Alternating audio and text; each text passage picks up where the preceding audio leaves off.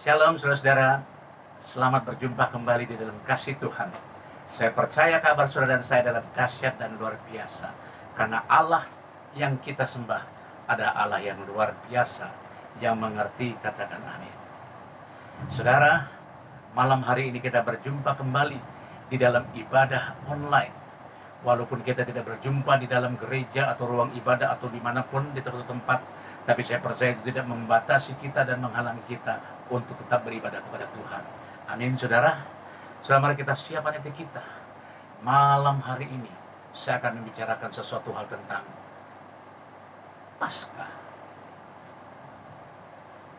Kita baca terlebih dahulu ayatnya sama-sama yang terambil di dalam bacaan kita malam hari ini, Filipi 3 ayat 10 sampai dengan 11. Saya akan bacakan buat saudara dan saya, saudara cukup simak. Filipi 3 ayat 10 dan 11. Ini adalah surat Paulus, saudara.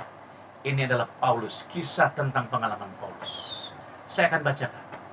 Paulus berkata seperti ini, yang ku kehendaki ialah mengenal dia dan kuasa kebangkitannya dan persekutuan dalam penderitaannya, di mana aku menjadi serupa dengan dia di dalam kematiannya, supaya aku akhirnya beroleh kebangkitan dari antara orang mati. Nah saudara, itu adalah keinginan kerinduan Paulus. Paulus mempunyai satu kerinduan yang dalam.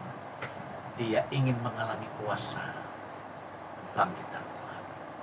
Nah saudara, apa sih arti kuasa kebangkitan itu saudara? Kuasa kebangkitan Yesus yang pertama, itu berbicara tentang kemenangan. Kuasa kebangkitan Tuhan Yesus Kristus itu bisa berbicara tentang keberhasilan dalam hidup saudara saya. Kalau saya artikan, terjemahkan dalam kehidupan kita sehari-hari saat ini, kebangkitan Yesus Kristus itu bisa berbicara tentang kunci kesuksesan dalam hidup saudara, dalam pekerjaan saudara, dalam rumah tangga saudara, dalam pelayanan saudara.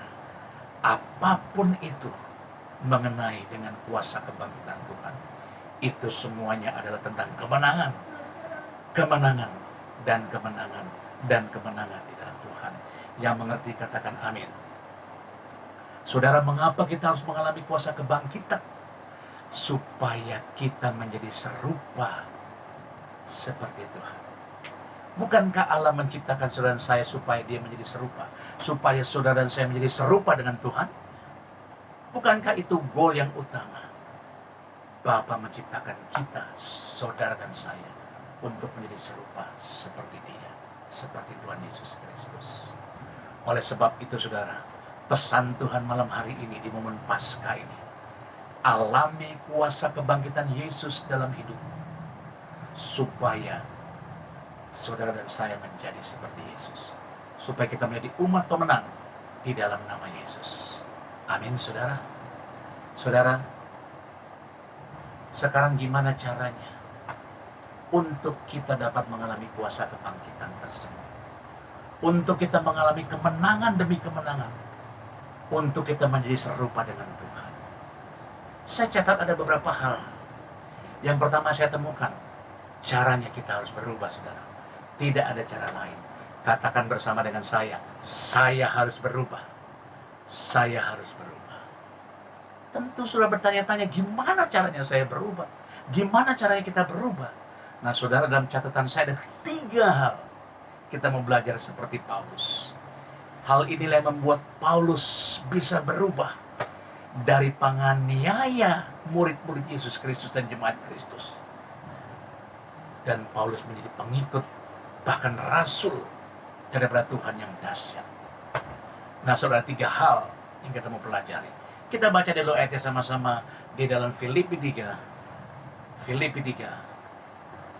Mulai dari ayat 7 sampai dengan 9. Kita baca ayat 7 dulu ya saudara. Tetapi apa yang dahulu merupakan keuntungan bagiku, sekarang kuanggap rugi karena Kristus.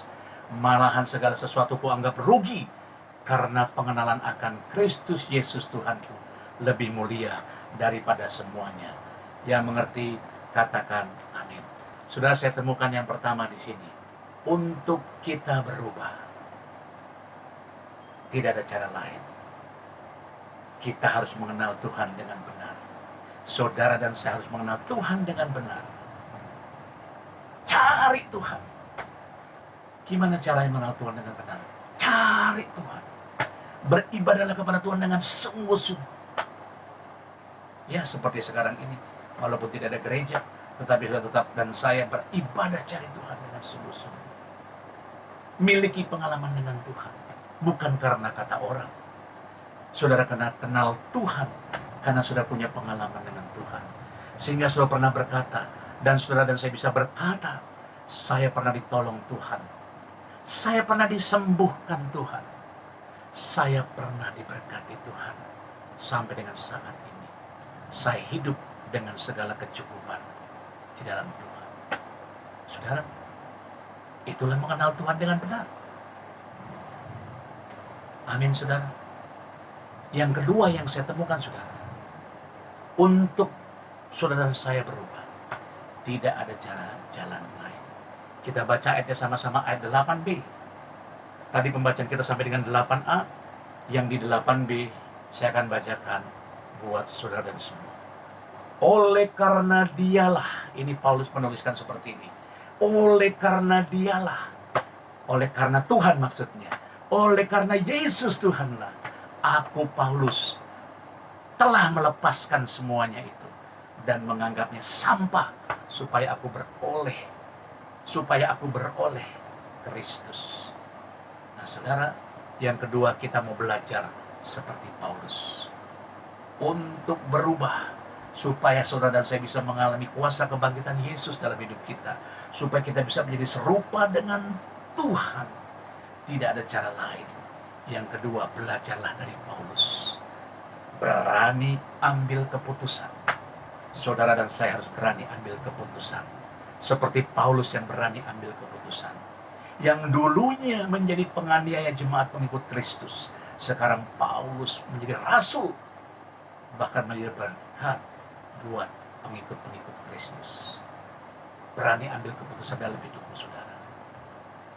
Apa saat-saat ini yang sedang engkau hadapi? Ambil keputusan. Berani ambil keputusan. Buang yang lama. Buang sampah dalam hidupmu. Berhenti lakukan dosa. Yang mau katakan amin. Itulah Paulus, saudara, yang bisa kita pelajari pada malam hari ini. Dan yang ketiga yang saya temukan dalam catatan saya, saudara, untuk kita dapat berubah, supaya kita dapat mengalami kuasa kebangkitan Yesus dalam hidup kita, supaya kita bisa menjadi serupa dengan Tuhan kita Yesus Kristus. Dan yang ketiga caranya kita harus berubah adalah tinggal di dalam Tuhan, berada di dalam Tuhan. Saya akan bacakan ayat dalam Filipi 3:9. Tinggal turun ke bawah sedikit, saudara. Filipi 3:9. Dan berada di dalam Dia dan kuasa kebangkitannya. Yang ku kehendaki mengenal Dia, kuasa kebangkitannya. Dan berada di dalam Dia. Dan berada di dalam Dia. Saudara, berapa kali tekankan. Dan berada di dalam Dia bukan karena kebenaranku sendiri, karena mentaati hukum Taurat, melainkan dengan kebenaran karena kepercayaan kepada Tuhan Kristus, yaitu kebenaran Allah yang anugerahkan dalam percaya. Saudara, tidak ada cara lain untuk kita berubah. Kita harus tinggal di dalam Tuhan. Kita harus berada di dalam Tuhan. Arti kata tinggal itu sama dengan berada, saudara. Jadi kalau saudara mendengar berada di dalam Tuhan, saya berada di dalam rumah, itu sedang menyatakan saudara sedang tinggal. Berada sama dengan tinggal, tinggal sama dengan berada, sama artinya. Sekarang mengapa saudara harus tinggal dalam Tuhan? Mengapa Yesus perintahkan kita harus tinggal dalam Tuhan? Ini rahasianya, saudara. Yohanes 15. Yohanes 15. Saya akan bacakan mulai dari ayat 4. Ini kata Yesus, saudara. Tinggallah di dalam aku, dan aku di dalam kamu. Sama seperti ranting tidak dapat berbuah dari dirinya sendiri kalau ia tidak tinggal pada pokok anggurnya, demikian juga kamu tidak berbuah jika kamu tidak tinggal dalam aku. Tuhan bilang, kalau saudara dan saya, kita tidak tinggal di dalam Tuhan, tidak berada dalam Tuhan, tidak berada dalam firman-Nya, kita nggak bisa berbuah, saudara. Nggak bisa. Lalu yang kelima bilang, akulah pokok anggur dan kamulah ranting-rantingnya. Barang siapa tinggal di dalam aku dan aku dalam dia, ia berbuah banyak. Sebaliknya, firman Tuhan bilang, kalau saudara dan saya kita tinggal dalam Tuhan, kita akan berbuah. Saudara, dalam Tuhan kita nothing. Kita tidak ada apa-apanya. Tapi saudara dan saya, jikalau engkau mau memutuskan untuk tinggal di dalam Yesus, tinggal di dalam janji firman-Nya, berada di dalam janji firman-Nya, maka ini yang akan kita alami. Kita akan berbuah. Kita akan berbuah. Kita akan berbuah. Ada lagi yang lebih serius, saudara. Lihat 6-nya, saya akan bacakan buat saudara. Yohanes 15:6. Barang siapa tidak tinggal di dalam aku. Wow, ini bukan kata saya, saudara. Ini kata firman Tuhan. Barang siapa yang tidak tinggal di dalam aku, kata Tuhan, ia dibuang keluar seperti ranting dan menjadi kering. Kemudian dikumpulkan orang, dicampakkan ke dalam api, lalu dibakar. Ini arti rohaninya ada neraka. Kalau saudara saya tidak tinggal di dalam Tuhan, maka ada neraka kekal yang menanti kita. Oleh sebab itu, saudara, mari kita berubah. Marilah kita berubah, saudara. Marilah kita berubah. Amin.